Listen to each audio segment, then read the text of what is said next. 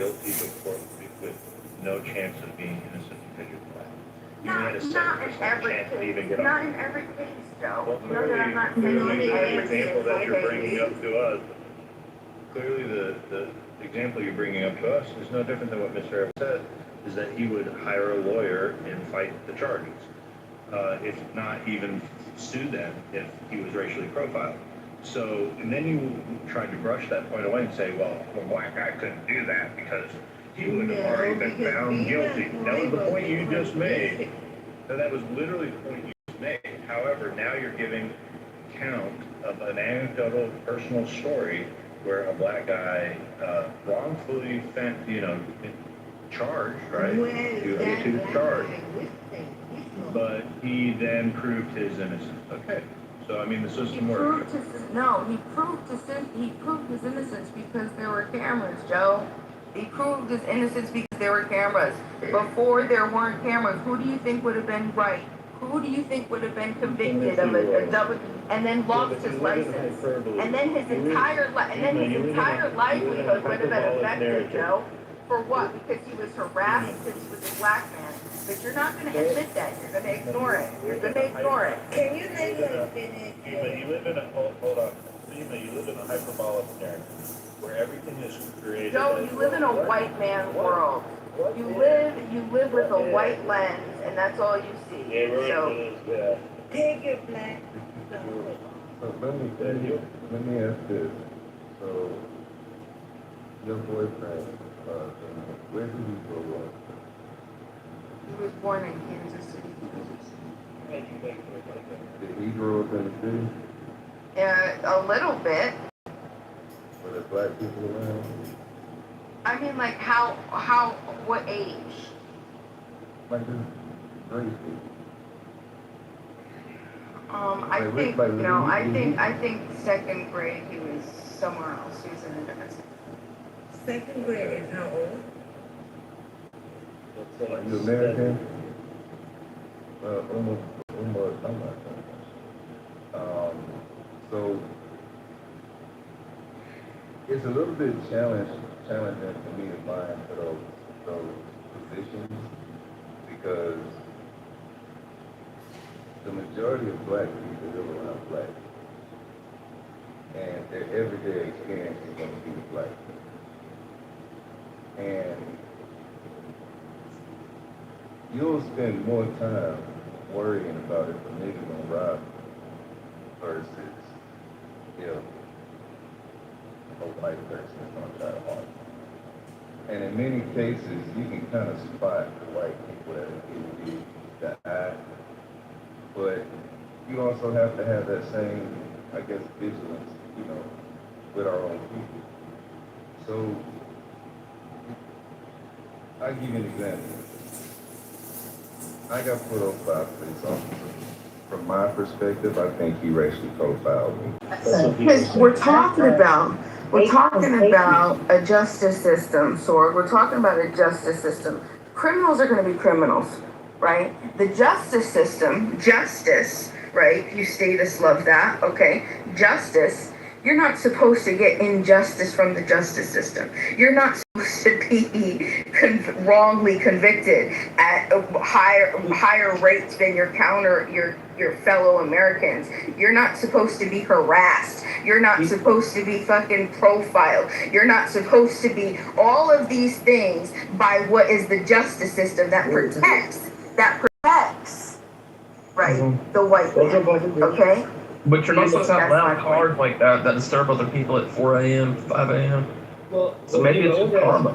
Yeah, the old as yes. And by the way, if you said the cop was in the neighborhood for multiple times following you around, and they're doing complaints about the car starting over and over and over and over and over again, then the cop would obviously know that you lived there. But I want to move on to something else. You said Baltimore. No, obviously he didn't. He didn't know. He didn't know. How would the cop know where he lived if he didn't get all of his information? How would he know that? Once he got all the information, he would know that. And then, like I said, if the car that's wrong too. But keep going. He didn't know. If the car had been starting in the neighborhood for multiple times where there's multiple complaints given to the police department, and you also said that they were following you around for a while, so in the Mustang. No, hold on, Mike. That wasn't the point. I was explaining, they didn't know anything about him starting the car and the loudness. All they knew is they saw him because by the time he got to of where these cops would stay, it was like their hideout spot, right? Okay. It was their hideout spot. Right. So as soon as he came into vision of this guy in hanging out next to the wrong side of an entrance, with his Mustang, okay, because he's trying to pull out his Mustang because he lives there. Point is they fucking harassed him, right? And it wasn't just one time. It was multiple cops. It was all the time. All right. So back to the Baltimore City thing you mentioned. Hold on, wait. I want to say something else because fuck you and fuck anybody else. He got so hyped. He was so fucking paranoid that we couldn't even go out for late night drives because he was so paranoid that he was going to get wrongly fucking pulled over because he had a CDL. And so his job, his license required it. So his actual real life was affected by the harassment of these officers. This isn't you guys fucking think this is some bullshit. This is real life. Like, what the fuck? That's what I'm trying to figure out. Like, you cussing like you talking to people who ain't living the shit you talking about. Then why are you fucking acting like it doesn't happen? Because at the end of the day, the shit happened, but it's more from my own fucking people. Like, you sitting here talking this shit like Beamer, there are certain neighborhoods I can't go to. Because when I walk around, they gonna be looking at me like, what the fuck you doing here? You wearing your hat to the right? Nigga, we don't wear our hat to the right over here. Like, I can't do it, Beamer. So when you sit here and you talk this shit, talking about, nigga, if I'm a police officer in a black neighborhood, or you know what, I'm gonna go with your scenario. If only white people live over here, and I see a nigga driving through the neighborhood at 4 a.m, you don't think that that's cause for suspicion? If I've been patrolling this neighborhood for 15 years, and all of a sudden I see a nigga in the neighborhood at 4 a.m? Absolutely not. Absolutely not. That nigga could be smashing something. He could be doing a bunch of things. That's racial profiling, bro. Justify racial profiling in any shape, way, or form. What you just did was justify racial profiling, brother. Okay, so Himothy, I'm gonna ask you a question. I appreciate it. No, hold on. I love what Himothy said though, guys. I just want you to know. So I have a son and a daughter, right? My son's 41. My daughter's 30. My daughter's 35. I had to teach them about blacks being racially profiled. And my question to all of us, why are blacks being racial? One's falling prey, Himothy, to racial profiling. Look, man, two things can be true. It doesn't make it right. Black people, everybody know black people are violent. Like Soy said, black on black crime, XYZ. That can be true. It could also be true that it's racial profile, man. It's just from the stereotype of the norm of how black people act. I think that this nigga is going to do XYZ. That doesn't make it right. So, I mean, two things can be true, but at the end of the day, your job is to protect and serve. It's not to racial profile. Himothy, I appreciate your, one second. Himothy, I appreciate your answer. The challenge that you and I have is that we only have humans patrolling our streets to protect and serve, right? And unfortunately, I don't know what's in the mind of a black cop, a white cop, an Asian cop. I don't know what they're doing, but I do know this, okay? Growing up in life, I know this sure at 63 years old, that there are people that look like me that have done some nefarious things. And what have we heard before? And we all heard this. I know we've heard this, okay? I'm just gonna say stitches. Everybody knows the rest of it, right? Yep. What's the code, Sword? Snitches get stitches. Say it again. Snitches get stitches. We only know the part that she told us. We don't know nothing else other than how the story was framed. So you know, Now, I'm gonna share this with you guys. I'm gonna land on this. Guys, I'm gonna land on this. It's called VOC. You can look it up in every one of your communities. is called a victim of a crime. I've been in death care for 38 years, guys. And I can tell you clearly, every weekend, Los Angeles, Compton, Chicago, Illinois, Baltimore, Maryland, Atlanta, Georgia, Dallas, Texas, between 25 and 30, here, I'm gonna say it again, but 25 and 30 deaths that are caused by proximity crime. People that just look like you and me who kill each other. And you know what? 92% of those crimes go unanswered. It's called VOC, victim of a crime. What's the most bullet holes you've ever seen in the body? This is some 15. Stockholm syndrome. That's it? 15? Yeah. Damn, baby, that's it. Yeah. Beaver. 15's a lot. Areas, Edward, where there is no crime. Communities. What about that? We always want to talk about negative. Hello? This is progressive. Put me in the queue. Put me in the queue. It's not just blacks. Listen, I go to Orange County, California every weekend. You know, we pick up white people who also did bad crimes. Okay? Guys, listen, I'm in debt care. We pick everybody up. I don't care who you are. If you go out on a weekend and act a jack and you end up losing your life, because I can tell you, I have hundreds of mothers who have lost children of every ethnic group. Okay? What do you mean death care? What I mean, death. Like if you're out at a bar and someone asks you what you work in, do you tell them death care? Yes, I'm in the death care profession, Michael. What do you mean, like you're a mortician? Yeah, I work in the death care profession, cemetery, funerals, and cremation for 38 years. I didn't believe that you're free death care for everybody? Yeah. Universal death care? Yeah. But you don't do like autopsies. No, I don't do the autopsy. Oh, We have okay, people that's that do what I that. thought. He don't kill people either. I don't care exactly story. No. Edward, George, Edward, what do you think about the movie The Big Lebowski? What do you think about the movie The Big Lebowski when they put their friend in the coffee can because they didn't want to get the urn? Have you ever had that situation before? What I'm sharing with you is something that's very serious, right? Because unfortunately, and I don't care, we can talk about ethnic groups and race and everything. When a mother loses a child to any form of violence at the hands of any people group, it's not good.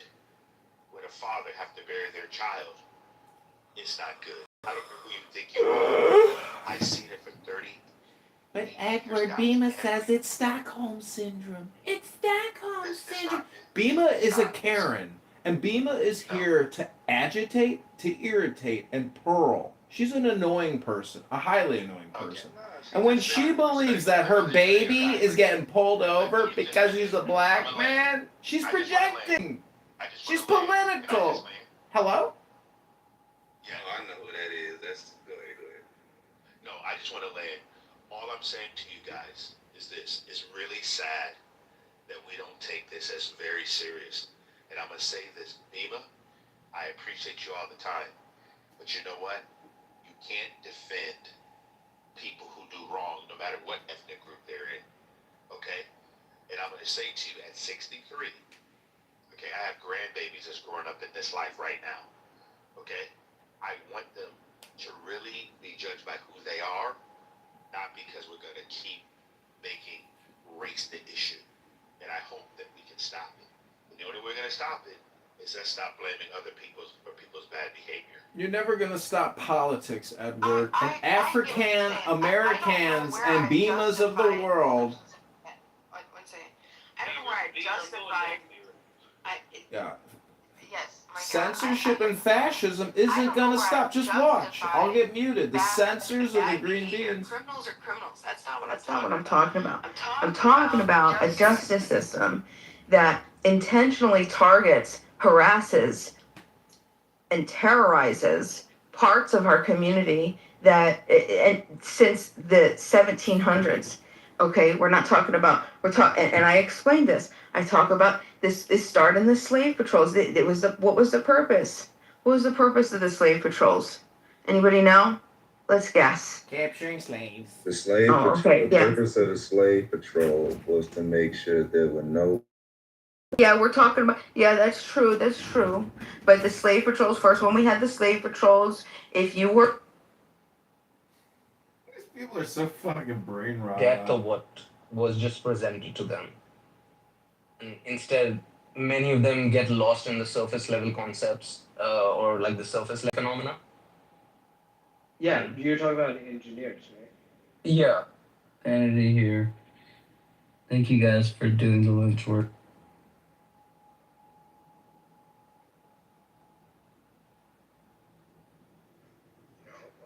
Satan does the Lord's work because he's Oh, John. Classic John Lee. Classic John Lee. The contrarian. Is that why you think you do the Lord's work too? because it teaches us that God's grace is sufficient. What? Good job, Sam. God's grace what? Is sufficient because his strength is made perfect in our weakness. It's too mumbly. I heard it's sufficient though. Shut the fuck up, Toast. That's all I need.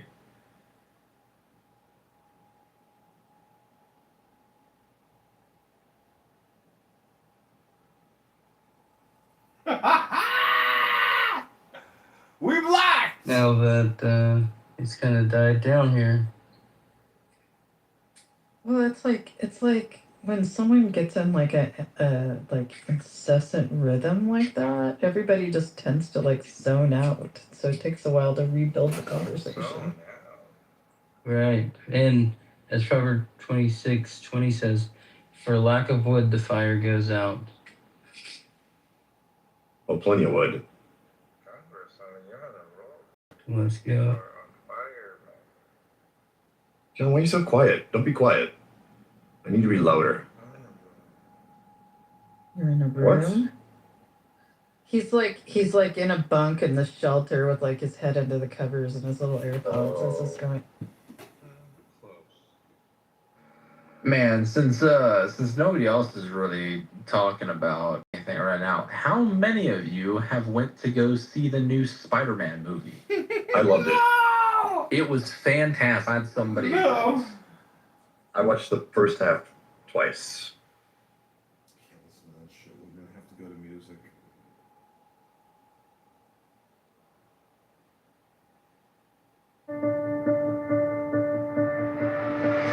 Tao can be talked about. Tao can be talked about, but not the eternal Tao. Names can be named, but not. Alright, this is the Giant Kitover Band. Go to ChicagoMaryVote.com. Hope you're enjoying this video. As the origin of heaven and earth, it is nameless. As the mother of all things, it is nameable. So as ever hidden, we should look at its inner essence.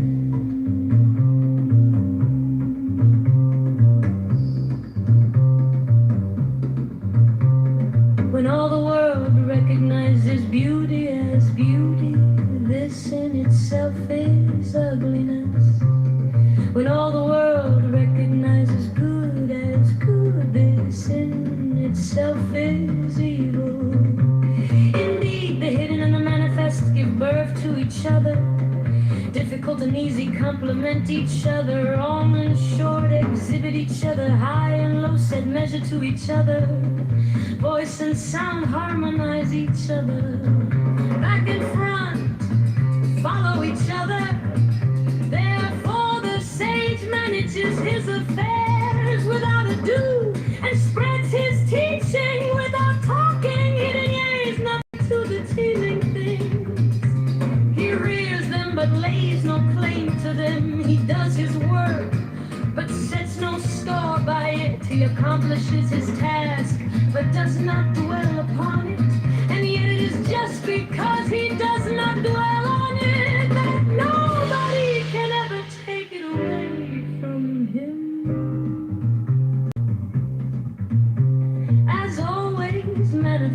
we should look at its outer aspects. These two flow from the same source, though differently named, and both are called mysteries. The mystery of mysteries is the door of all essence.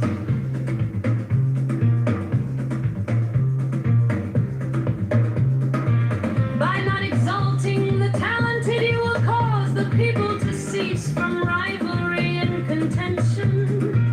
By not prizing goods hard to get, you will cause the people to cease from robbing and stealing.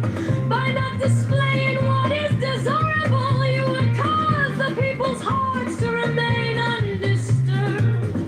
Therefore, the sage's way of governing begins by emptying the heart of desires, filling the belly with food, weakening the ambitions, toughening the bones. In this way, he will cause the people to remain without knowledge and without desire, and prevent the knowing ones from any ado. Practice non-ado, and everything will be in order.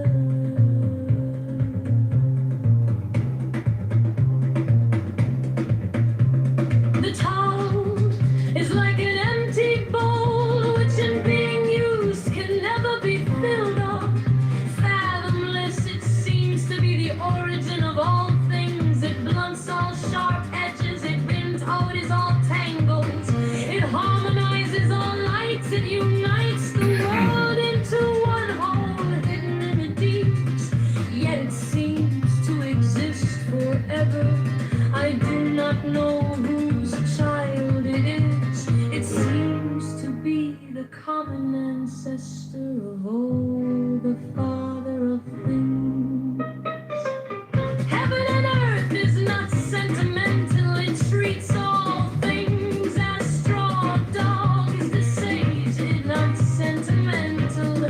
He treats all his people as straw dogs. Between heaven and earth, there seems to be a bellows. It is empty, and yet it is inexhaustible. The more it works, the more comes out of it. No amount of words can fathom a better look for it within you.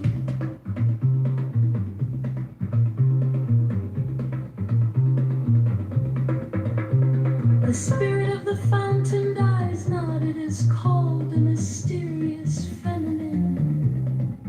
The doorway of the mysterious feminine is called the root of heaven and earth. Lingering like gossamer, it has only a hint of existence.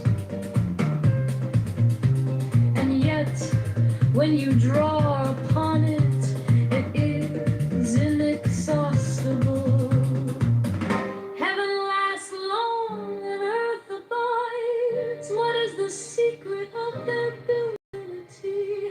Is it not because they do not live for themselves that they can live so long? Therefore, the sage wants to remain behind, but finds himself at the head of others, reckons himself out, but finds himself safe and secure. Is it not because he is selfless that his self is realized? The highest form of goodness is like water. Water knows how to benefit all things without striving with them. It stays in place, is loved by all men. Therefore it comes near the town. In choosing your dwelling, know how to keep to the ground. In cultivating your mind, know how to dive in the hidden deeps. In dealing with others, know how to be gentle and kind. In speaking, know how to keep your words. In governing, know how to maintain order. In transacting business, know how to be efficient. In making moves, know how to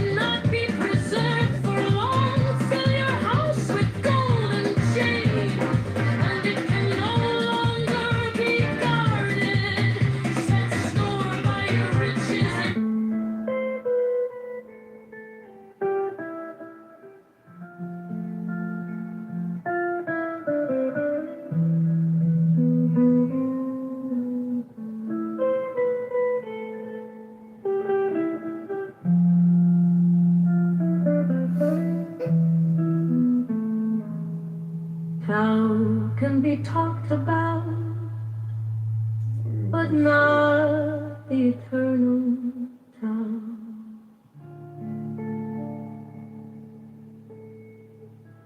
Names can be named, but not the eternal name. As the origin of heaven and earth, it is nameless. As the mother of all things, it is nameable. So as ever hidden, we should look at its inner essence. When all the world recognizes beauty as beauty, this in itself is ugliness. When all the world recognizes good as good, this in itself is evil. Indeed, the hidden and the manifest give birth to each other. Difficult and easy complement each other. Long and short exhibit each other. High and low set measure to each other. Voice and sound harmonize each other. Back and front follow each other. Therefore the sage manages his affairs without ado, and spreads his teaching without talking. He denies nothing to the team in things he rears them, but lays no claim to them. He does his work but sets no store by it. He accomplishes his task but does not dwell upon it. And yet it is just because he does not dwell on it that nobody can ever take it away from him. As always manifest, we should look at its outer aspects. These two flow from the same source, though differently named, and both are called mysteries. The mystery of mysteries is the door of all essence. By not exalting the talented, you will cause the people to cease from rivalry and contention. By not prizing goods hard to get, you will cause the people to cease from robbing and stealing. By not displaying what is desirable, you will cause the people's hearts to remain undisturbed. Therefore, the sage's way of governing begins by emptying the heart of desires, filling the belly with food, weakening the ambitions, toughening the bones. In this way, he will cause the people to remain without knowledge and without desire, and prevent the knowing ones from any idol. Practice none of those, and everything will be in order. The Tao is like an empty bowl, which in being used can never be filled up fathomless. It seems to be the origin of all things. It runs so sharp as ease, it unties all tangles, it harmonizes all it hurts. It unites the world into one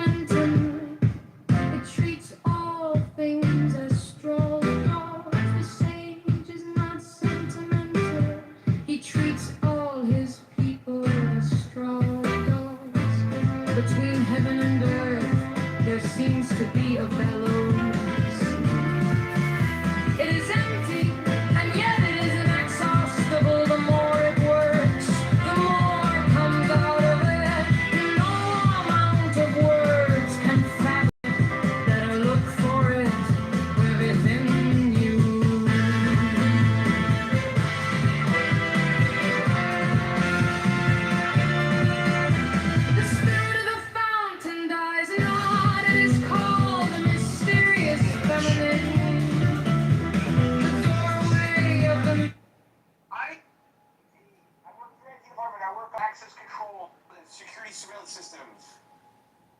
Oh, okay. Fucking stupid. They're dumb as fuck. Hello? Me? Not you. Yeah. Oh, it's what's his face? It's Edmund. Hey, John. Hey. How you doing? Oh, I could be better. I could have dumped my load in this hot 20-year-old sugar baby who sucked $500 out of my wallet today. Death to sugar babies. Is that what you were going to say? That's disgusting, Edmund. Death to sugar baby. Because the moment they start running around the mall and like they can't stop grabbing things, you're like, uh-oh, we have a problem. Yeah, and you didn't even get laid. Didn't even get laid. But I confirmed human behavior is obnoxious, immoral, rotten, low IQ, mendacious, felicitous, ridiculous, retarded. You ever notice that? Did you read it on sugarnews.com? No, Hinge. Oh, wait. People on Hinge are like sugar babies? Yeah, a lot of girls will say I'm looking for something more transactional. But I don't like to do that. And this girl literally just got like a great gift, and then she calls me up, and she's like, "Would you Zelly me like more money because I want to get this pair of pants and this shirt from Victoria's Secret?" And I was like, "No, absolutely not. Like, you have to at least take pictures of the $300 worth of shit that I got you before you can go to the next stage. You have to progress and utilize them. Like, you're somebody who is ordering more food at the table, but you haven't even finished your appetizer or your entree. So no." And she's like, "Okay, well, what about tomorrow?" I'm like, anyways, everything is just for a day. Everything. Tomorrow is like Groundhog Day. It really just it does reset, and everything you did today doesn't exist tomorrow at 8 a.m., 9 a.m. It just doesn't in the eternal now. So, your 16-year-old self, when you're punching yourself still in the face, and you're like, why didn't I kiss that girl? Or why didn't I ask that girl for her number? It's all just for a day. So what that means is tomorrow, whatever that Latin motto is, seize the day. That's all you can really do, gentlemen, is seize the day. Wow. That was definitely a monologue. Edmund. Thank you, Edmund. It's just a friendly reminder that everything is just for a day. Even this retarded app of losers who are just basically Karens. What do you perceive me as? I don't know, just a dude, Oh, no. a dude trying to get laid, a dude trying to get money, but a dude who is also is actually probably very lazy and actually not that interested in what you claim you're interested in. Because I do know, I have many books on Kabbalah and Torah, and these books by Jewish sages are very smart, and they can. Wait, what do you mean I'm not interested? Because I don't think I'm interested, but like. No, not interested in getting what you want because you're lazy and you don't read books. If you had a book club, I could confirm that you're on the right path. But you don't. You're a schmuck. I hate to break the sad news. From one Michelin patrilineal to another Michelin patrilineal, brother, you have to fucking tell me your top 10 books. You have to tell me what the 10 key extract summaries are, and you gotta learn them. Otherwise, you ain't going nowhere, dude. You'll be on Clubhouse 10 years from now, still saying to yourself, "What happened? What happened? Man, What you happened?" got cooked, Bow Wow. Bow Wow! Bow Wow! I'd like to think that I'm open to criticism and Yeah, he is. allowing I know. my ego is to, be on display, and that's fine. So I'm just curious to know, and it's a constant need for criticism to kind of help or be more self-aware of my issues, because there's only so much I can internalizing. I mean, if you were to like text me, off of this app and say, "Hey, I want to start a book club. Give me a list of 10 books," and you were to read even one of those fucking books, I would say you got a chance. But I'm not kidding you. Like, this is friendly, constructive advice that there are many books out there that are like external hard drives, and they can totally change your life. It's just like the Matrix, like, how do I fly a Black Hawk helicopter? It's the same shit. Read a book by a Jewish sage, and you become a Jewish sage. It's that simple. Are you reciting Matrix or something? Or? I'm just telling you my experience. The whole thing is you have to make deposits into your subconscious mind because you can't really remember all that much. But it just changes your personality. But it really is. You're just like putting shit in your subconscious mind, and it's there, operating. It's like it's basically we are fucking computers, and if you don't actually update your operating system with books by the sages, by the mystics, your shit's gonna be boring, and your life is gonna be boring. I'm telling you, like the name Kitover is related to the Baal Shem Tov, and I open up a Jewish mystical book on Kabbalah today, and it's sitting there talking about Kitover, and he had to move to the Carpathian Mountains, smoke a lot of weed, and read another book by the Baal Shem Tov. The Zohar, they say, is the big thing. I mean, how familiar are you with the Zohar? Have you read it out loud? The Zohar is freaking not the book to me. It's one of the books. It's fun. No. Don't listen to this faggot, Bow Wow. What I'm trying to tell you is... No. Alice Turner's had a chance to cook Bow Wow. Bow Wow, now I want you to cook Alice. Go for it. We're live on YouTube. No, I have nothing to say. It's not laziness. I do work. My mode right now is depression. And I do get stunted from progressing. And those are some of my deficiencies, unfortunately. I know, but you say you work. So this is the thing, is your definitions are fucked up because karma equals work. So what you're saying is your depression stems from your lack of work, not because of your work, but because of your lack of work. Basically, if you were to submit to my experiment and I were to say, hey, come to my biodome and you're gonna get through this program and you'll get paid for your time, so you don't feel like you're wasting, you would come out of my MK Ultra program and you'd be like, bro, I'm not depressed anymore. I feel great. I look great. I feel smarter than I was a month ago. And I don't even know what I was complaining about. Hello? Don't do it. He's a maniac. Don't trust him. He has recordings upon recordings upon recordings upon recordings. I know. He has every recording of every recording. He has recordings of his own recordings. I know. His reality is totally self-referential. What do you expect of Edmund? That's all he has going on right now on this app. He's so far down the rabbit hole of his own making that he's completely lost. He's like a light version of the Viking, whatever his name is, the January 6th guy. What's his name? I forget his name, but John.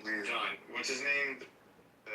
I'm not so sure, but let me tell you something very smart that I've been doing, and today I did it in the morning, is that I will take a very good book, I'll take a photo of a page, and then I'll go to Grok and I'll say, image to text, and then I'll take the script of that page and I'll put it into Suno, the AI music creator, and then I will label it, title it, and then I will create different varieties of it, like classical Indian music, man and woman, Irish man and woman sings with choir.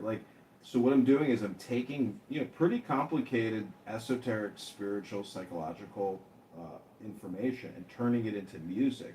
And so, in a way, you don't necessarily have to read books. You can use books as the basis of music and program yourself that way. And so, just a little tidbit that I'm on the cutting edge of intelligence when it comes to material or content and using AI to create the future of education and music for the liberation of mankind. Hello? Wow, that was a whole lot of gibberish. That was pretty Mysterious feminine called.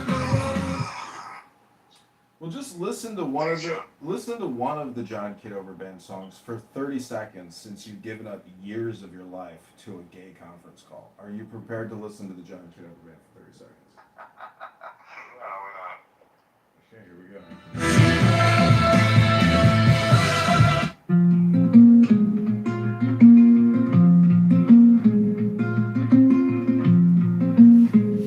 Talk can be talked about, but not the eternal town. Names can be named, but not the eternal name. As the origin of heaven and earth, it is nameless. As the mother of all things, it is nameable. So as ever hidden, we should look at its inner essence.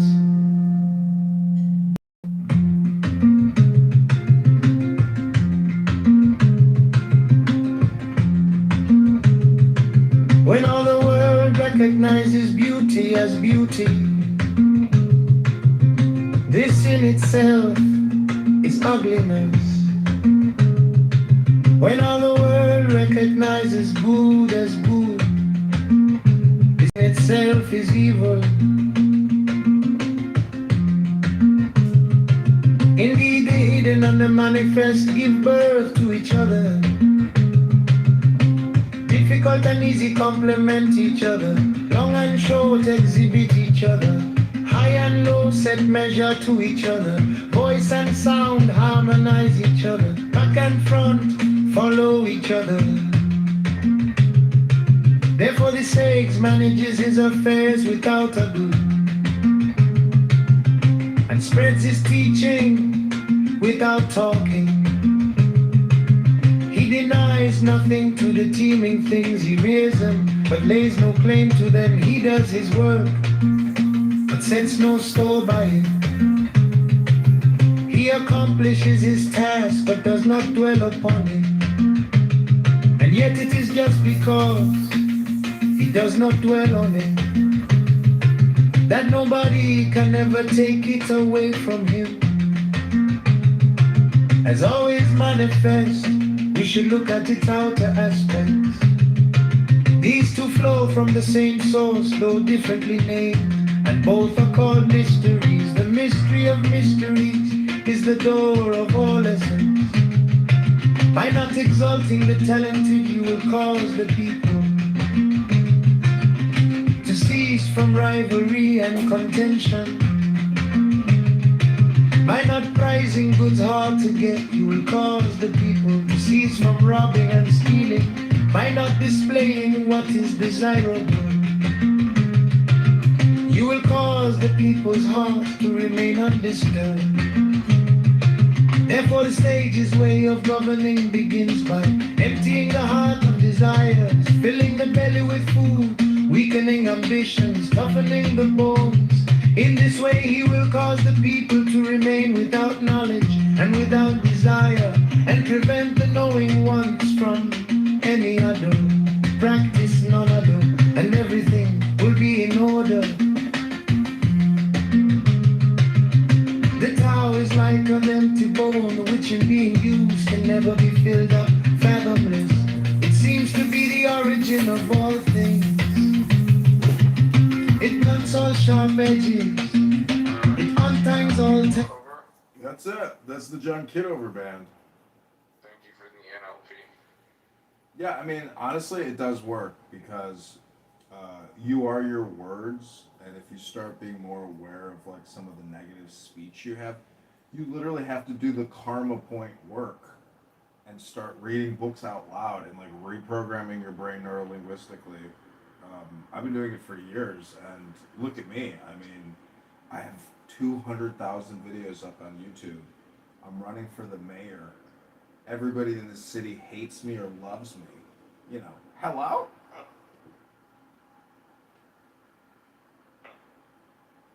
That's awesome. If you just come on here and you listen to that cunt-faced piece of trash bitch, Al, you know, I mean, you're gonna fucking come to the conclusions sooner or later that you're wasting your time listening to IQ communication. It's very low IQ communication transmission on this app, and that's why audiobooks are so valuable, because that's high value incoming communication for your Merkaba, or for your chariot, which is your brain, your body, your consciousness. And the Jewish sages, they figured all this out. I've got many books. I just got a whole bunch of good new ones. If you want, I will, somehow try to send you a picture of them. But they're very affordable. They're $5 by this guy, Rabbi Rami Shapiro. These books are invaluable, invaluable. And if you're Jewish and you've never read it, well, then you're not like a rich Jew, because you don't know the treasure that the Jewish sages have written down for our conscious well-being, for our abundance. It really is like manifestation type stuff.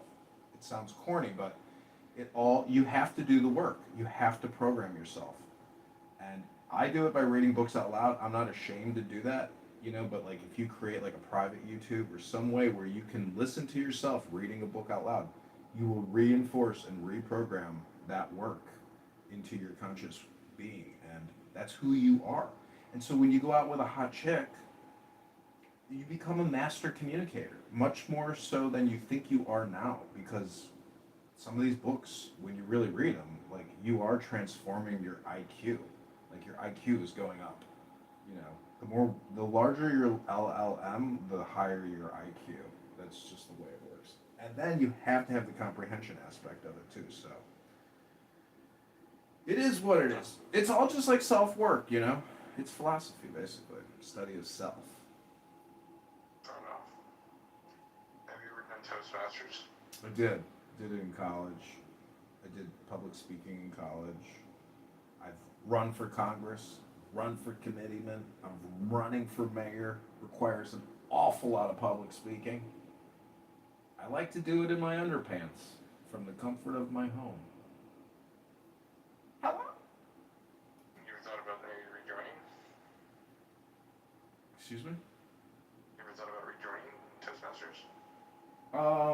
I looked into it many times. Just the location, the time, the group. It just never worked out a second time after college. But, I'm on this app so much. It's like, what do you think this fucking app is, dude? It's a Toastmasters conference call for schmucks. Yeah, but you're not with like-minded individuals who are looking to improve. I don't know.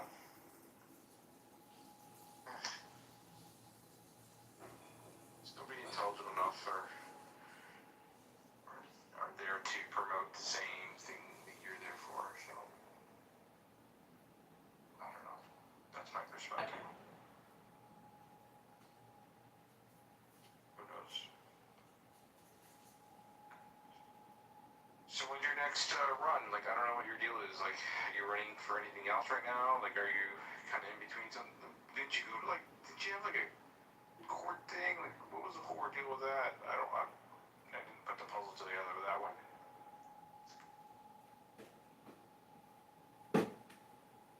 John? Johnny boy? John? Kitover? Yeah.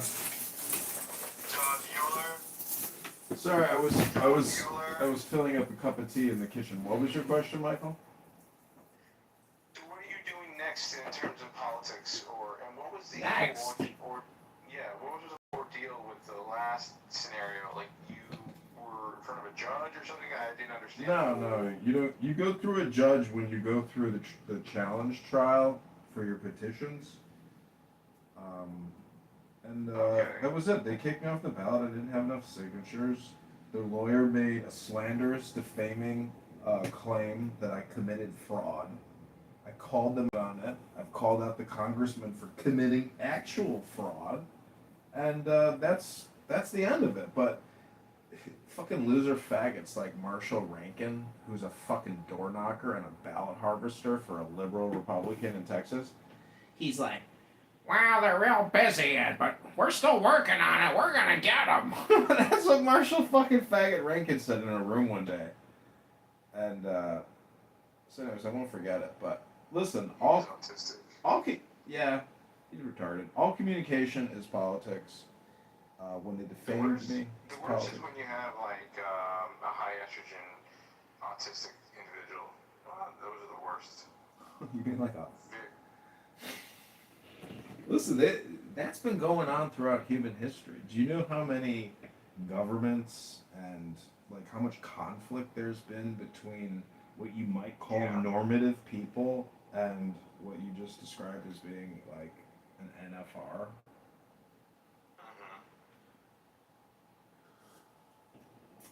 But listen, my friend, that doesn't matter. No, see, these are the stupid conversations. I have a book here called Hasidic Tales, the legendary tales of the impassioned Hasidic rabbis, with facing page commentary that brings the text to life by Rabbi Rami Shapiro, and Skylight Illuminations is the publisher. If you haven't read these books, dude, but you've spent years here talking to fucking faggot retards on this app, but you've never cracked books over the past 5 years. Excuse me, sir?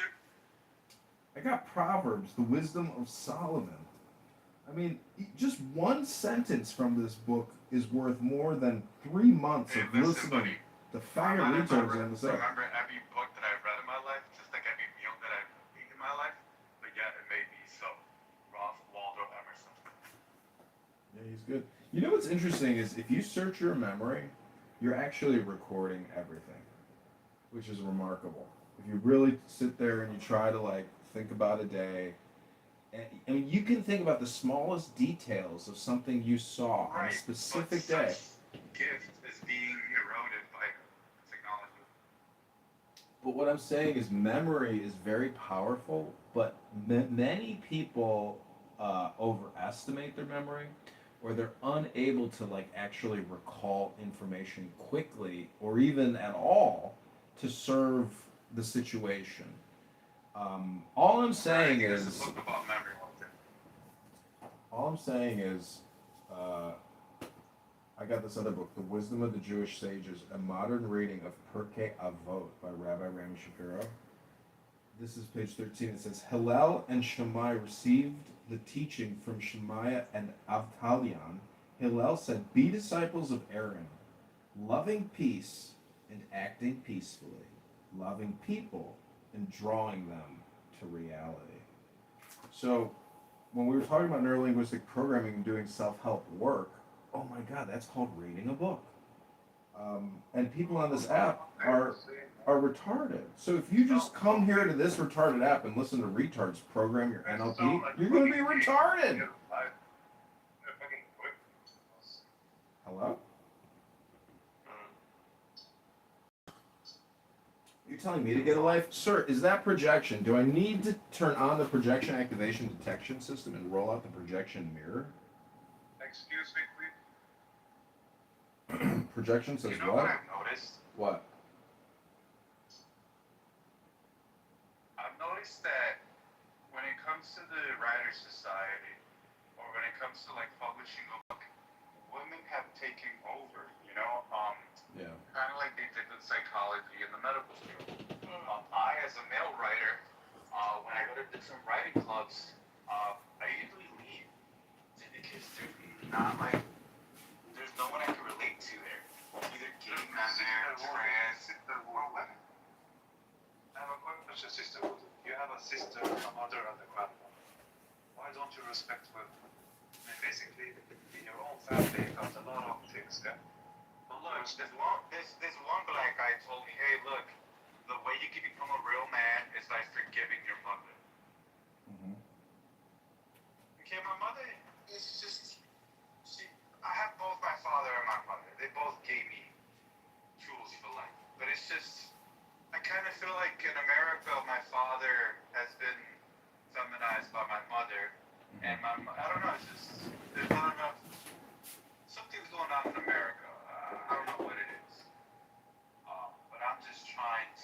Yeah, but you Protect forgive. my money, energy, attention, and time. And You protect me. you forgive your mother though, right? Yeah, you know who said that? Hey, look, I don't know. There's a quote, and I think the black guy's name is something Lee Peterson. He's a political commentator, and I don't know if he's a part of the manosphere, but for mothers and our sisters, they're they're women at the end of the day, you know. Um, Not trying to say that I hate women. No, I don't. It's just that I became a man when I realized that men and women are not created equal and we're not the same. Even though society was telling me for 20 years, oh, you're the same as a woman. You and a woman are equal. You and a woman should be equal. Oh, boss, no. That's not true. I'm not saying that the woman is equal to a man because, I mean, if I slap a woman, she can't do shit, yeah?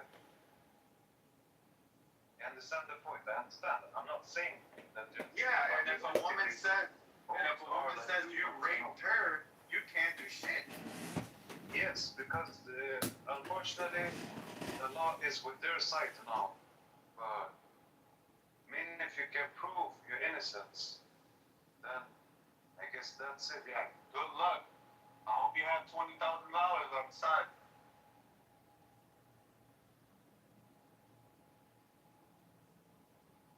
Well, I don't know. Women to me, they're beautiful creatures. It's just that they're brainwashed by their phones. Yeah, you know what people do here? Basically, before people here, unfortunately, have sex, they ask the ladies, do you give me permission? So they record it, you know. I mean, that's a classic, though. Oh, wow. Yeah, no, that's great. No, for real, because they ask. Because some of these girls, you know, they're so fucking brainwashed that you literally say their name. Like, for example, Sarah, do you give me permission to fuck with you? And then you record it at the same time. No. My lawyer advised me that if you ever have sex with a woman, you have to say, would you like to have enthusiastic, sensual sex with me? To cover your ass. That's fucked up. No, that's pretty smart. That's pretty smart. You don't. You're pretty much vulnerable to litigation. I mean, you gotta have money to even be vulnerable to litigation, but the thing is, what you're doing is you're framing it for the woman to clearly identify the boundaries of what's happening here, and also you're reinforcing it in her own consciousness if there's a future conflict where you're like, hey, do you remember when I asked you that and you said yes? Like, you confirmed it, so what are you complaining about? Hello? Yeah, but some women in court will go against you till death. They're like, don't remember. Oh yeah, he did tell me this, but in court, because I've had friends go through family court, and dude, wow. So, Do you know the story? So much perjury happens in court. It's fucked up. Do you know Steve Wynn, the famous billionaire who opened up the Wynn Casino on Bellagio and all that shit? He went and got his like fingernails done, you know, mani pedi at some salon or something, and he banged his nail salon technician. He thought that she wouldn't know who he was, so she ended up suing him, and she won like $3 million just for fucking him. Like, not even because there was a conflict, just because, like, when you're that rich, like, she could say whatever. So I guess he settled before it ever went to trial. And he's like, but could you imagine being like, I fucking having to pay $3 million for fucking some mediocre nail technician? And it was consensual. Yeah, mediocre. That's why, but it was consensual, right? But why? Yeah. What? Look it up. Women have Look so it up. much power. I'm gonna look it up. I believe you. I believe you. I've been studying cases about where men get. Okay, look, I'm not trying to downplay that women. You know, there is cases of rape, there is cases of assault, there is cases of abuse. I'm not trying to downplay that. But damn, there's loopholes in the system against men, and no one talks about it. Divorce, getting married and getting divorced is the biggest trap that society sets, because you get having kids. I lost a friend to suicide because his wife all of a sudden didn't want to live with him and the kids. Wait, he left. Evan, you got married, right? And divorced, right? No, I never got married. Oh, I thought you did. I got engaged, and she kept the ring. I spent like $17K on the ring, and she kept it. And I had insurance on it, so I called Geico and I said, "Hey, I got engaged. I ended the engagement. She didn't give me back the ring. Am I entitled to any damages?" They said, "Probably not. We don't know. We'll call you back." They call me back, and they're like, "We still don't know." It took them months. They call me finally, and they're like, "Sir, we have a check for $23,500. Where would you like us to mail it?" I was like, "Oh, we're going to sushi tonight, boys." Sure, or wedding, I mean, a ring? Not a wedding, Engagement ring. engagement ring? You can, what? Geico, nice. Fucking, my uncle was like, "Now you believe in insurance, huh?" I was like, "Fuck yeah, I believe in insurance now." Fuck yeah, dude. Well, that's, so how did they do any investigation, or? Yeah. Did they go after her, probably? Like, hey, Yeah. we need that ring back. Yeah, they said, "Give us the ring or give us the fucking difference." Oh, wow. So they probably, they paid you, Geico called her, or sent her lawyers, and she got, okay. And I only spent $16,500 on the ring, but I insured it for $23,500. So they paid me the full appraisal. What I insured it for, because the appraisal sheet says it's worth this, and then they pay you what the fucking appraisal sheet says. Wow. Is it a one-time fee for insurance, or did you pay monthly or something? I think you pay like biannually, maybe. I don't know. So that's pretty crazy. And did that break you psychologically, or? The engagement? Yeah, And breaking they off break all it. that, did it go down bad? Well, For you? I did a painting with this hot Hinge chick that came over to my house and rocked my world for a weekend. And we did a painting together, and on it says heartbreaker, heartbroken. So there's two modes, either you're heartbroken or you are a heartbreaker. And I'm not really a heartbreaker, I don't but it's really like what they say, in the trenches in Clown House, where they say, "Nigga, everything's just a one night stand, bitch." Yeah, it's basically like Denzel Washington, training that, either you're a wolf or a sheep. Just choose. Yeah, basically. But I wanna fall in love. Yeah, but so the saying is, love is the law, love under will. You have to maintain the will. Otherwise, that love is like a Hiroshima, Nagasaki that will obliterate. So when you say maintain, funded with money, got it. In a way, yeah, but Yeah, also respect, brother. You need respect, bro. Basically, if you found what can I say? I mean, it depends also which countries you come from. Of course, you see it from a garbage country, where it's allowed to be gay and all this fucked up shit. Of course, you're gonna be a bitch, yeah, almost. yeah, a feminist, a liberal feminist, progressive, pluralist, Democrat, communist, socialist, cunt. If she's hot, you can make slight exceptions. However, it's just important to remember that everything is just for a day, and when you bust a nut, some bitches you're like, "I can't wait to get you the fuck out of my house." Other girls, you're like, "Oh, I would love for you to stay. I would love to spoon you." Yeah, especially if they have nice. nice titties. If they have really nice titties, I would love for them to stay. I mean, bro, look, basically, guys, I don't know where you're from or what your belief is, but I mean, if you really want a good girl, a good chick, go marry a Muslim. They're extremely high maintenance. Holy shit. Guys are just afraid to. Yeah, they're high maintenance. You're gonna be a good at. And here, American Indians too, they're fucking high maintenance as shit. They need to fucking settle themselves down. They're too terrible motherfuckers. Punjab bullshit. No, that shit fucking was off. Seriously, man, they get, yes, they're little turkey ass. They think they're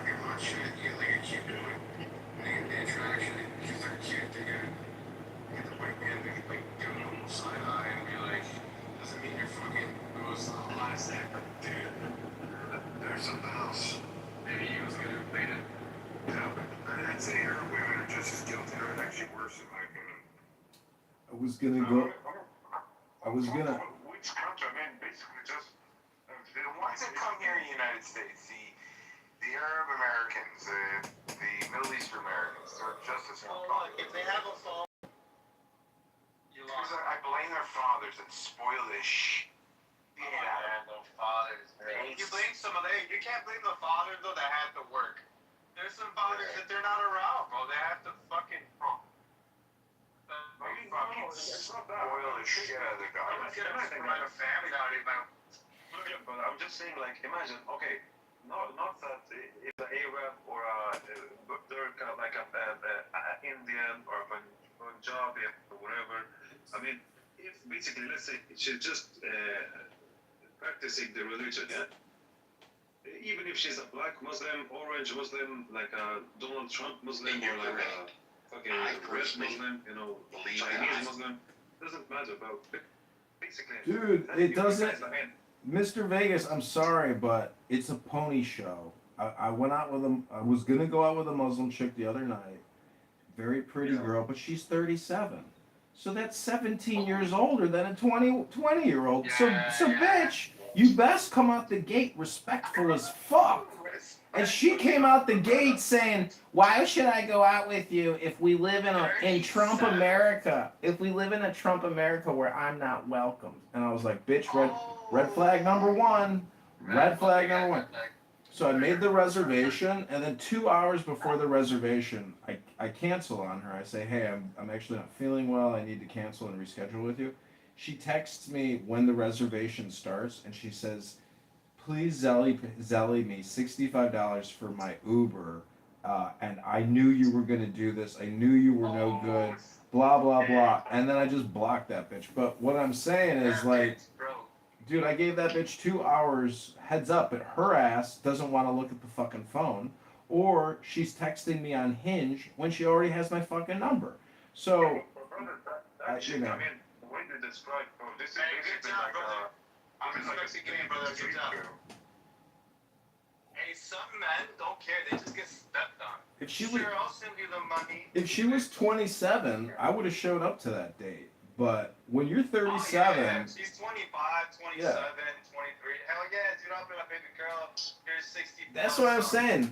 She's like, do you just want to date me because I'm exotic? I'm like, because you wear a hijab? Because you put on the show that you are this devout Muslim. See, I know religion, spirituality, and mysticism. And when somebody is putting on a fucking hijab, they're trying to say I'm like a spiritual person. I'm a mystical person. But you know what? They're also political. You're not just spiritual. You're fucking you are polarized politically, and you really don't give a fuck about your spirituality because you're so fucking political. And they amen.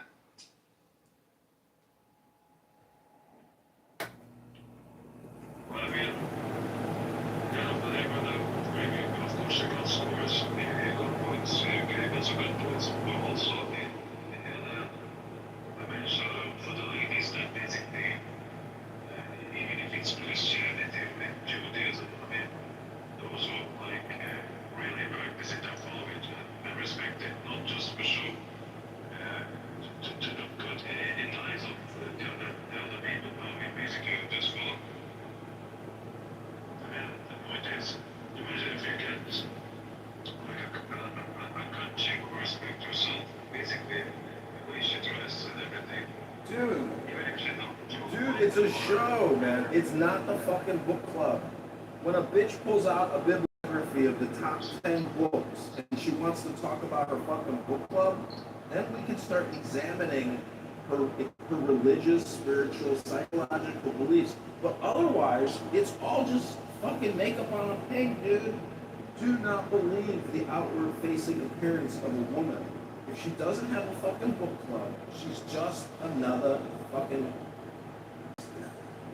Sahi down there.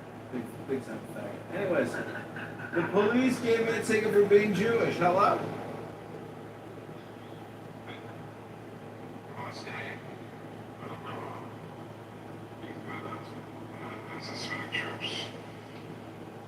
No, I mean, that guy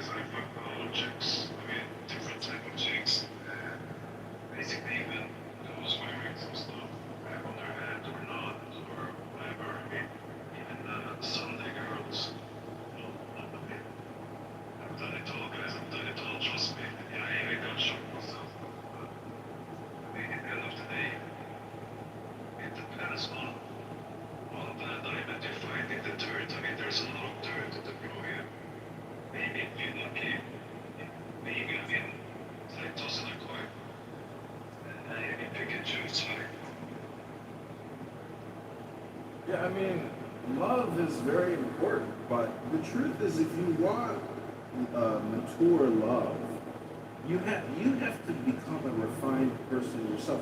You have to become the gentleman,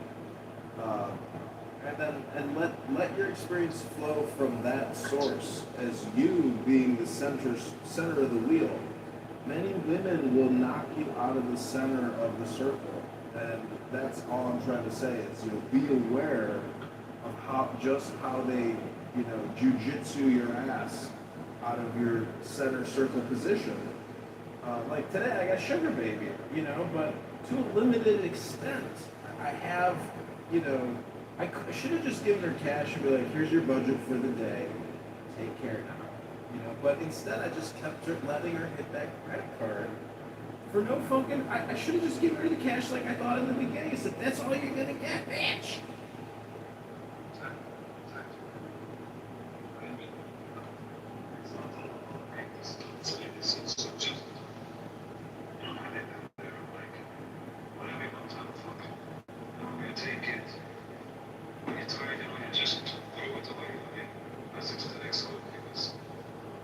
No, I mean, I think you want like the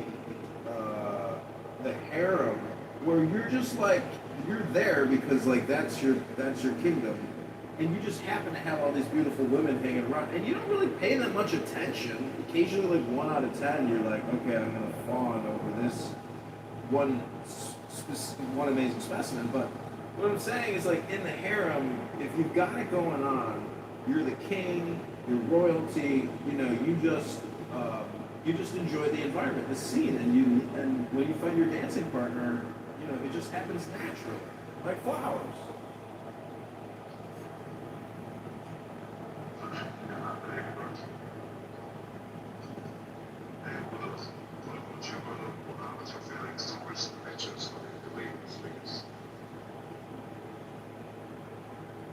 I think we're all going to bed here in Mr. Davis.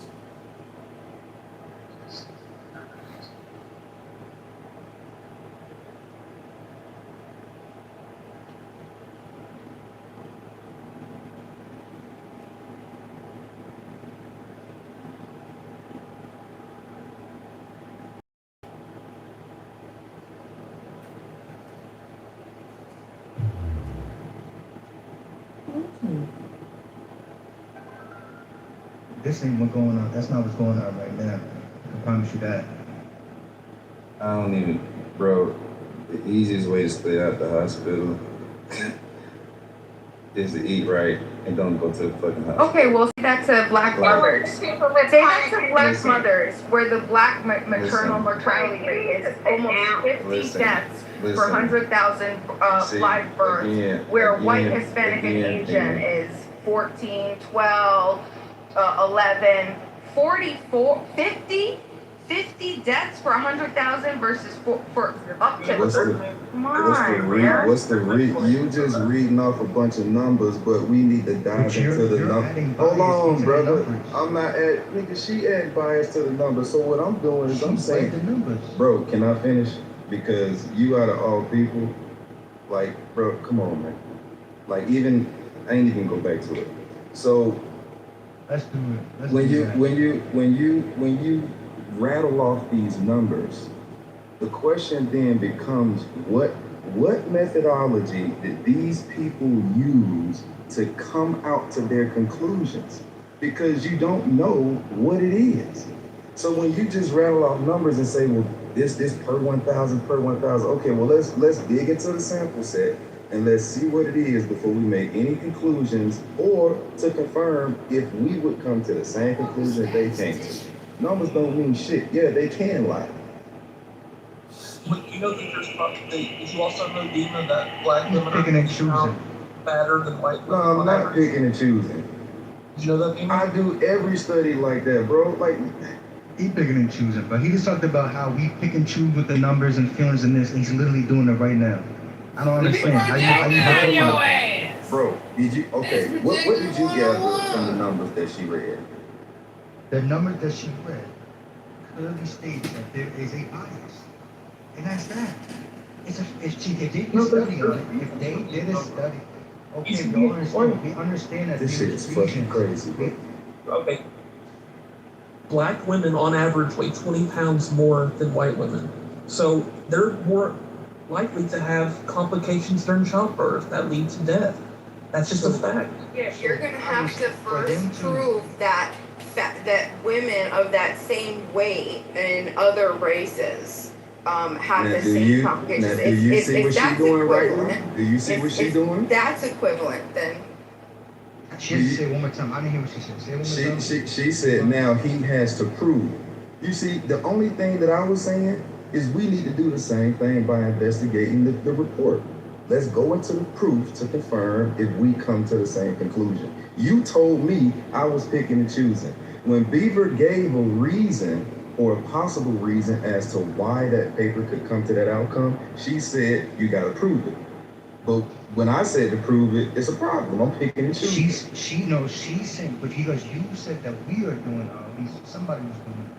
But the reason why she got to that point where she's at now is because you guys are trying to make her say or go into the own analysis based on the numbers she can bring statistics. And you guys start, questioning her. So now she's trying to be more logical about it.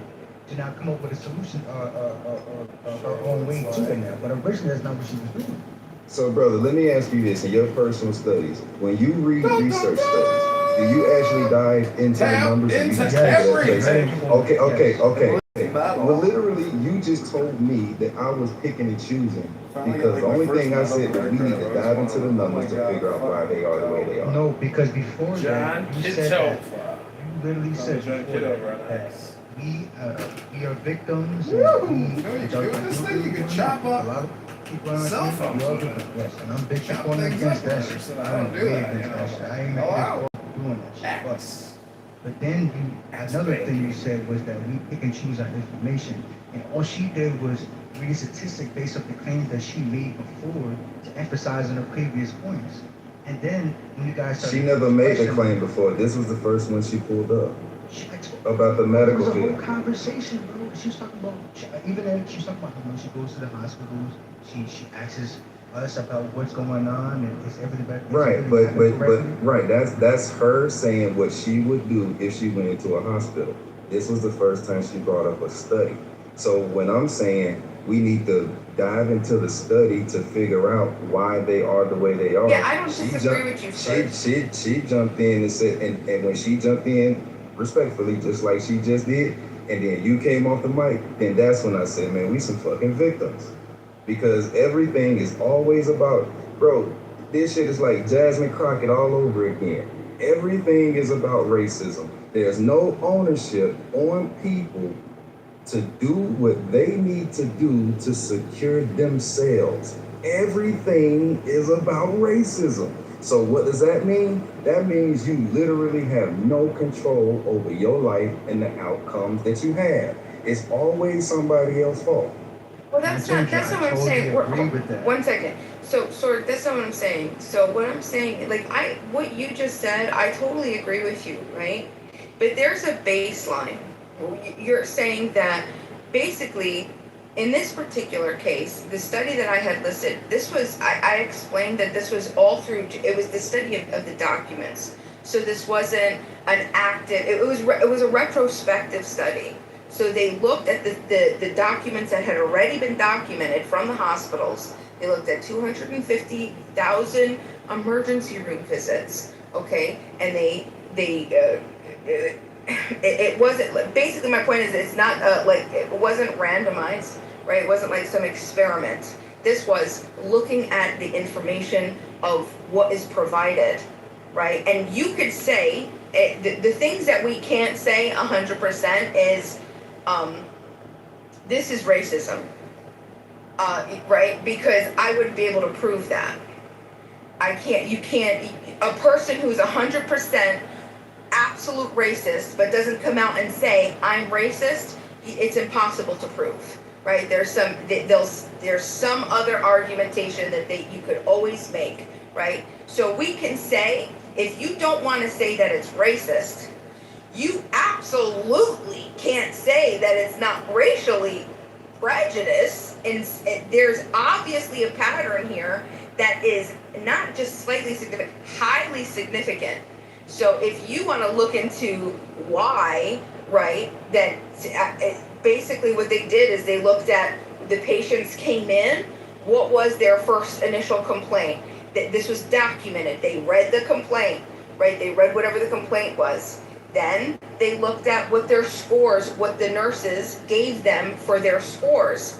And then they looked at what they eventually were diagnosed with, or whether they had more intensive subsequent workups after that. And what they saw was that for the same exact outcome, subsequent workouts, so the subsequent, the workups afterwards, everything that led to, right, whether it was a heart attack, whether it was a blood clot, whatever it is, that the Black Americans, that they received less intense scores because they weren't trusted. There was, and how, that's not me, that's not my opinion, that's just what the study says, right? They weren't trusting the credibility of Black Americans at this high. So you want to make up your reason, people want to make up your reason, sure. Let insurance, Beaver said, whatever. Go ahead and make your explanation. But guess what? It's not going to change the fact that it's still happening, right? We have to figure out how to stop it. And your ultimate, and this is the last thing I'm going to say, which was frustrating, because you're like, we are responsible for, yeah, of course we're responsible. But in this particular case, you're saying that Black Americans have to be more responsible and more vigilant than white, Hispanic, and Asians in America. They have to be, right, but I'm saying, and that's what I'm saying, I'm pointing out, and I'm saying, that's not a society I want to live in. I want to live in a society where everybody's comfortable. That's my point. But it doesn't mean.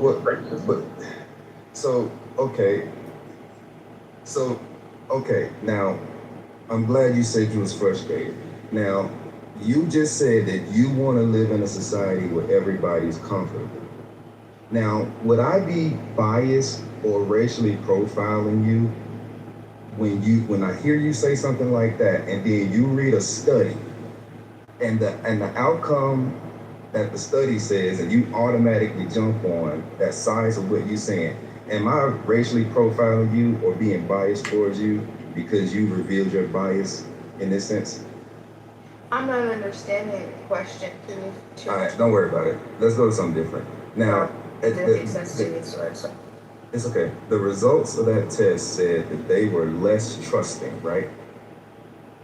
That the nurses that gave them their initial, yes, that they believed that they had less, that Black Americans had less credibility in explaining their symptoms, like their pain threshold, how or what they were experiencing. Can you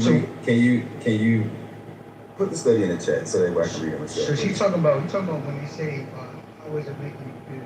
You give like a scale of 1 to 10, and they say like 7. They're like, nah, I don't fuck with you. I don't think you're telling the truth. Is that what you're saying? Yeah, basically, they're saying someone comes in and says, oh, I'm getting this really bad pain and it's sharp and it hurts. On a scale of 1 to 10, how is it? An 8, right? It's an 8. Then they'll put on their side the severity index of what they feel after assessing you, the urgency that you need to be treated. And how much they're trusting what you're saying, because they're either going to put you ahead of somebody, they're going to put you in a it's called this the severity something index, right? This is in the article. Did they confirm how they verified that? How they verified what specifically, Sorg? So they have a checklist. They have a checklist. What if? Did they confirm? Go ahead. Well, I was just gonna say, what if the triage nurses, they've worked for 20 years, they know, like someone in the chat made a great point, is this their 4th visit to the ER this month saying they have an 8 on the pain scale? Are they a junkie trying to get a hit? Like that, what if they notice trends and they happen to notice that there's a lot more Hispanics that come in and do that than white people? Like, there could be other factors.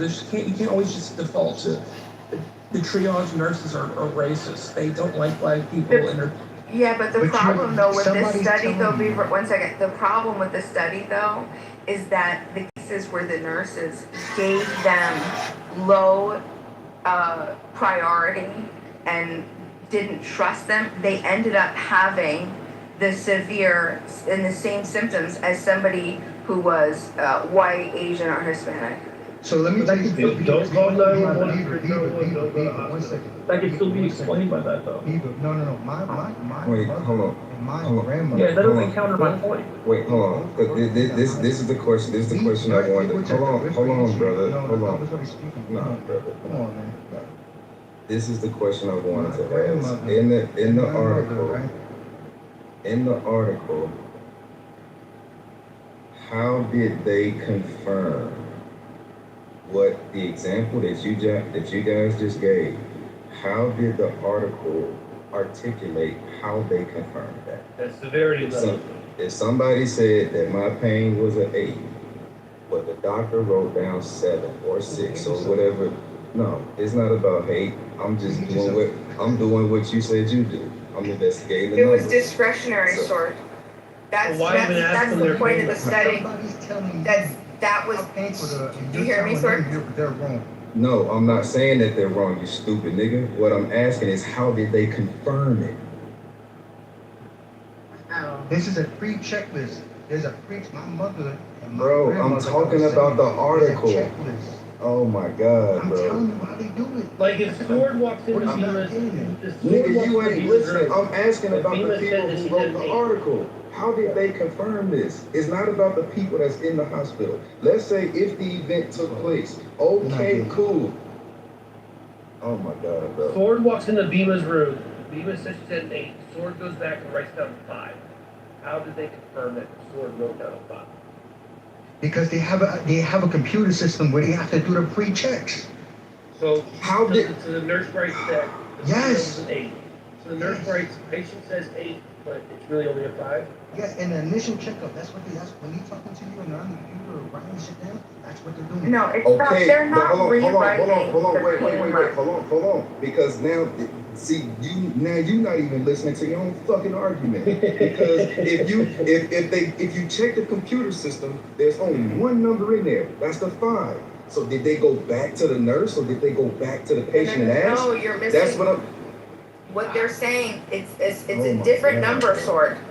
If they say that they experienced this pain, right, and it's an 8 or something, they put them on a severity index scale. It's something different than the number that they've provided. The nurse, I understand that, right? Bino. So What I'm asking is how did the people that did the research that put the 250,000 number together, they're saying that when the people went into the hospital, they gave the nurse one number. Let's say if that number is 10. However, the number that was documented by these nurses was a 5. Okay. It's in the file. And it's public. You have to do all this. But how many numbers is in the file? How many numbers is in the file? It's about 1 So you're to 10. saying if they came in and they said 10, did the nurse write in the file? The patient said 10, but I'm going to change it to an 8. Like there's 2 numbers listed. Right. I don't know. no, so if someone came in and said, I'm experiencing a level 8 pain, right? Then the nurse, the triage nurse, assigns each patient a level or a treatment area. Whether they're level 1, a level 3, a level 6, a level whatever. And what I'm saying is that they wouldn't trust, they wouldn't believe them. So they put them in lower acute severity symptoms, lower acute levels or treatment areas when they're at the end, the conclusion ended that they should have been appropriately placed in a different. So they had to be re-triaged. How many times black people had to be re-triaged versus white people? A different urgency level. So for context here, or the treatment triage area. one is 0.35 5. A 5-level triage tool uses hospital emergency departments to categorize patients' acuity and resource needs, ranging from level 1, which would be the most urgent, to level 5 would be the least urgent. So this is only when it comes to triage. I don't know if this is related to childbirth. So triage, level 1 means they need help immediately. 5 would be, don't worry about them, they're okay. And Bina, I guess what you're saying is that if someone says, well, triage, they can be passed out. But if they're like, I'm a level 1, I'm hurting really bad. And you're saying that the nurse is going back and because they're black, they're like, don't worry about them. We're gonna put them at a 5. Well, something like that, something like that. So, for example, how they compare in this particular study. So, what they did is they looked at black ER patients, white ER patients. Then they said black ER patients that came in that said they experienced chest pains like this, and white emergency patients that came in that experienced chest pains like this. Black patients that came in with abdominal patients that explained this, and white, and they looked at it, and the black patients received less urgent average ESI scores. It still doesn't answer my question.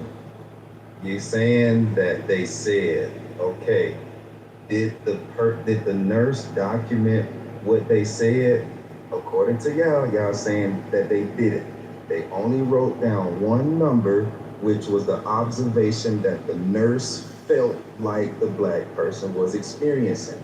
So if they only documented one number, which was the observation of the nurse, how do we know that there is a disparity between what they documented versus what the person said? Because they have to do audits. They have to write it down as audits. That's why you see the pre-nurse, then you see the actual nurse. Each person in that situation has a different job. It's more likely the first person you see is going to be the person that you don't even look at. Ask you a bunch of questions, you just give them whatever answer you give them, is the person that does that. And they go First person that don't be triage. Okay. So the first person that we do is This shit every single fucking minute. answer a bunch of questions, okay? And then they'll get to listen. Maybe you give them one deep daily information onto the meeting or the nurse, not the system, the nurse. Then the nurse comes in there and she talks to you even more and goes even more further. And that's where things are getting jammed up. From that, the assistant, and now the nurse. So now we have two things, because what I'm trying to understand is the people who conducted the research. Is this the same methodology that they use? So there's two numbers that's documented. The first nurse documents a number, the second nurse documents a number, and those two numbers are different, and that's how they came up with the disparity? Yes. And you're sure that that's what they use? From what she's saying, from the fact that she's reading on, whatever she's reading on, that's how it goes in the actual, that's how it usually goes. Now that's how it goes in general with all hospitals. I mean, I guess, I don't know where y'all from. Like, that's a basic standard, that's what they do. Let's let KP describe the process. How do you do it, KP? Once you walk in, as soon as you come through the ER, ED, whichever you want to call it, depends on your state. Most of us, we call it ED. Walk in, say you have a down patch. Come in, you sit down in a chair. What's your name? Okay, cool. Nobody lies about that shit. Because guess what? If you get caught in lying, that's your license. You're covered. So that's bullshit. What this lady is saying. That's bullshit. I didn't say that. Okay, I didn't say that they didn't write that. I'm saying they assigned them an ESI number. Do you know what that is? Can you explain to the room what an ESI number is? You tell me what an ESI is. Because we don't talk to no ESI. What's your pain level? That's been doing this shit for For 20 so years, okay? For the room, PSI, the emergency severity index ranks from 1 to 5. Specifically in triage emergency. KP, do people generally over-exaggerate the pain they're in your Absolutely. Absolutely. Especially if they're Because black. you have drum Let me seekers. let me just clear up this argument and this completely. The pain level from 0 to 10 is generally considered unreliable. When comparing one person's pain to another person's pain, it's considered unreliable. So what KP just said, people come in, they might say, oh my God, my pain is a 10. 10, so you know, because I've had hospital people tell me this, if you're just sitting there, someone puts their foot on your armpit and tears off your arm, that's a 10. So I guarantee most of the time what you're feeling is probably 4 or 5, maybe a 6 if you're lucky, in terms of what the medical community actually thinks your pain is. TNS, you about to go into your But for context here, guys, hold on, Alan, you're not going completely, this whole study is completely subjective. And let's just remember, the goal of CRT is whenever there's a disparity, you assume it's because of race, and then you find the reasons to confirm them.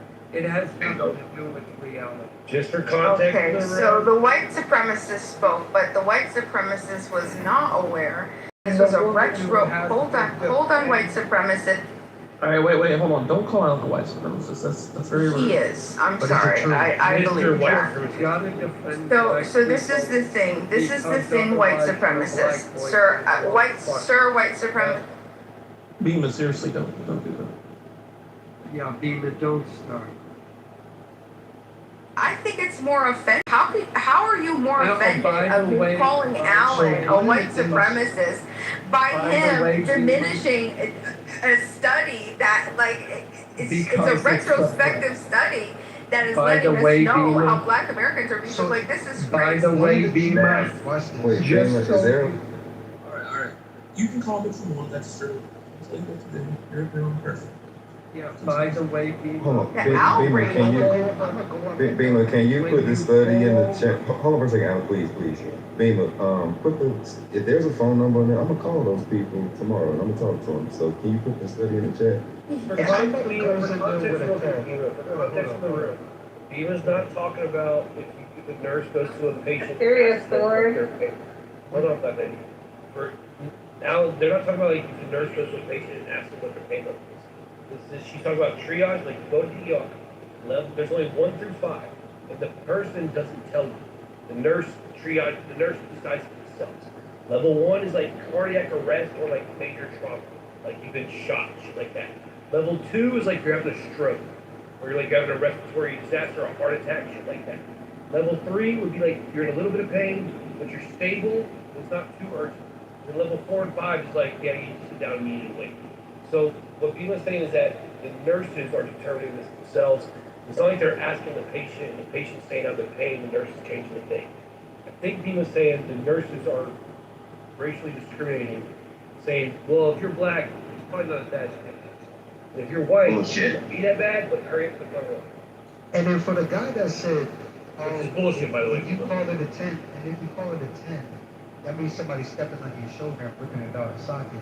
You go in there, you tell them, how much they fall, you tell them it's a 10, they're not automatically assuming in the doctor world that you've done fucking did some, whatever the case may be, you know what I'm saying, with that case. So there's context into, it's not just a random number, bro.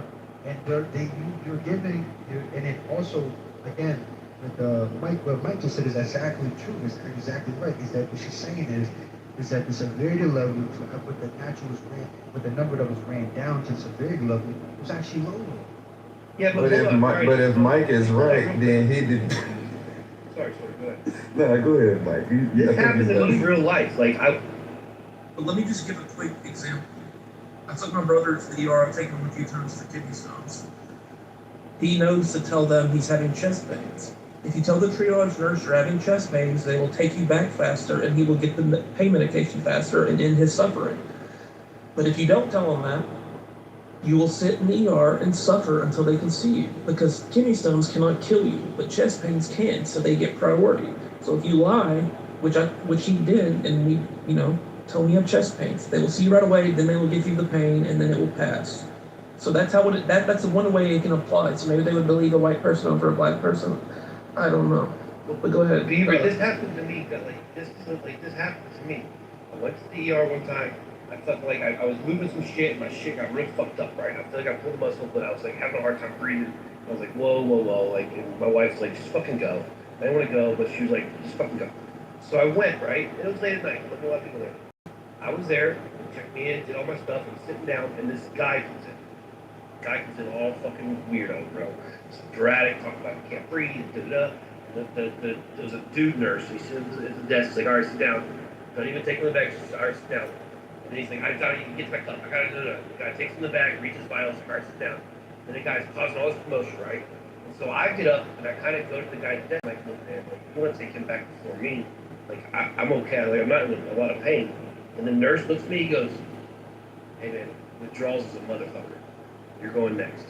The dude that came in there all freaking out, because he didn't have any drugs, he wanted them to just give him some pain meds. So he's just looking to go to the ER, to have him take him in the back, give him some fucking pain meds so he can lay there and go to sleep for the next fucking 5 hours. And the nurse knew that, so the nurse took me first. They faces by first name basis. They know these people all the time. Yes, we know these motherfuckers. But there's a thing. That's not the majority. It's not the majority. Every nurse out there, I hear about this nurse all the time from my grandmother and from my mother. They know them first name basis and facial. No matter who. You can tell even if you're not a nurse what's going on. But in the context, yes, but that's not, there's a very small number. That's not even really impacting the overall number. Yeah, but if a black guy came in with a gunshot wound, they would have taken the black guy before me. Of course. Right, but that's outside of that's a number on the other side. Now, that's not included in the percentages because meaning that it's on the other side of the percentage. Now, it's not in the percentage. That's when things go right. It's not when things go wrong. The percentage about when things. Well, that was an unfair comparison. You're right. That was an unfair comparison. But see, we gonna take a GSW over a fucking broke ankle. But we getting far. GSW. We getting far away from the origin of what the article was reporting. So, if we're saying that, well, let me back up. Alan, my bad. I apologize. Did you want? I want to let you go first, and then I'll go. You're right, Thor. They're saying they're fudging the numbers. Go ahead, Alan. Yeah, Alan. Yeah, yes. Alan. It's just quiet. Now black people shouldn't call no they're in trouble, and now black people can't go to the hospital. They're. But So- every fucking nuts. Riley, I would have. Even whites going to the doctor, so it's like. Riley, Now, I'll tell you what's really fucked up is reading through this study. I work in an inner city hospital, okay? It's bullshit, this study. It's bullshit. Bullshit. Okay, Maybe some small, rural, There you go. racist ass hospital in the middle of bumfuck It wasn't Egypt or some shit. one hospital, okay? There was multiple stated that black women do not have pain. Isn't that correct? See, Say it again. hold on. We have to confirm. So now we're talking about methodology, which was kind of what I was getting at the whole time. If somebody, if you're leaving it up to the nurse to make a, what is that? If you're leaving it up to the nurse to make a judgment call, and that's the only number that the interaction is going off of, how do we attribute that to racism? What they did was they used, and like I said, if you don't want to call it racism, no matter what we call it, you can't, there's definitely a racial disparity here. Like this is purely racial, the evidence, right? This is a retrospective study that's done. So you could call it what you want, but what they did was they took all of the white patients and they used that as the guide, right? And then they took Black, Hispanic, Asian, and they compared them.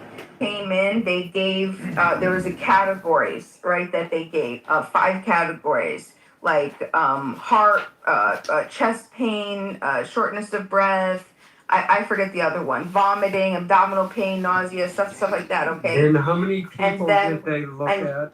Hold on, 250,000. Okay, that is wrong.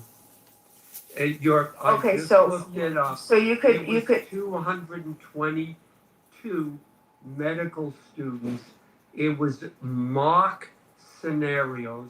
It Okay, yeah, that's a wasn't different real-life study. That's a different scenarios. study. No, this is No, real. This is a it's retrospect. the landmark study. Alan, I'm talking about a Landmark different study. Alan, we're talking about different studies, honey. Yeah, We're what listen to study what are I'm you saying. talking about? I'm talking about the study that's called, let's see what it says.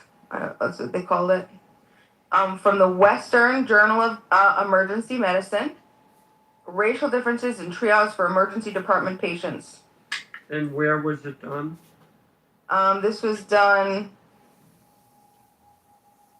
over And I can guarantee you, ma'am, multiple hospitals and ma'am, if you would like, uh, I will fly you No, I'm looking at the right to my office. 2016 You can sit University there. of Virginia study. Well, I don't like that title no, though. that's not I don't what- like that that's not- title, but there that's is not a what disparity. There is a disparity though. But that title means it uses that word racial, but it's saying white versus black. You know, situations essentially. But I don't like that word. 'Cause she said racist. That's not what they're trying to say. But I understand what she was trying to say, like bias, and the differences when it comes to the numbers that they were trying to. I don't like how they. But use that. it says racial though. Ma'am, I will fly you to my office. You can see the shit, and you will understand it's no racial bias. Hold up. The context is for the title, because it's just a title, right? But for you to see it, the context is what happens in the white what happens in the white and African American, how it differs. That's the context of the title. Have you read the article? It's not talking about. She said it. Have you read it article? No, I have not read that. Okay, so you're But I speaking. have family in the Oh my facilities. God, bro! 2 generations and more. You literally making this shit up. Bro, you don't know nothing. You just assuming shit. I You don't never said know. that That's one the time reason why I'm specific thing asking. ever.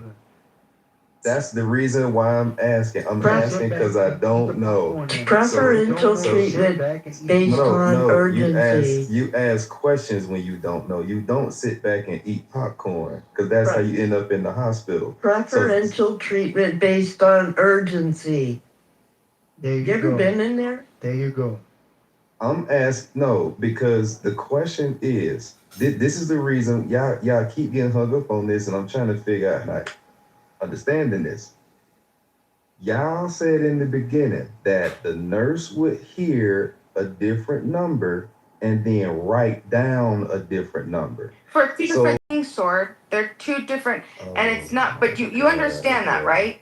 No, because you're repeating that. Here, can I give you the breakdown again? Because they're not writing down a different number of pain. I would like that to someone's read the saying. article myself Yeah. because for some reason I'm finding it very. Well, I keep explaining this to you, and I don't know why you keep going back to them rewriting a different number. That's not that's not what happened. This is how listen, y'all frame. I'm trying to tell you, This is how y'all if you sit frame there it. and lie in charting, People walked Oh in. my God! if yo. you lie This in is charting, crazy. that is your ass. There is no You're lies. Hold on. Do you guys understand no lies? Y'all It says literally method, just 0 changed lies. the whole. This is Bima, you no said the lies. This patient would has say to one thing do and the with the nurse would say credibility.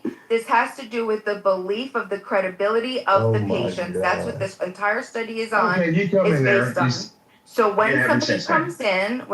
comes in and they say that they are experiencing something, then the nurse assigns the ESI, and even with the same exact symptoms of white patients that they gave, okay, for their initial assessment, they got an ESI of low acuity of it was like it was called like fast track low, there was middle, and then there was high acuity area, right? And you know And why? then- You know and why? then- Because we hold on, just wait, spoke about but a lot of. the issue was that the problem was that the conclusion was that they ended up the black Americans, while they were significantly placed in the low acuity, they ended up having the same issues that should have placed them properly in a higher acuity level initially. What's the name of that study?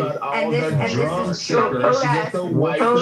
based on the You gotta take that into of the accountability. nurse doing the ESI. This is what happens when you're trying to find racism where there's no racism.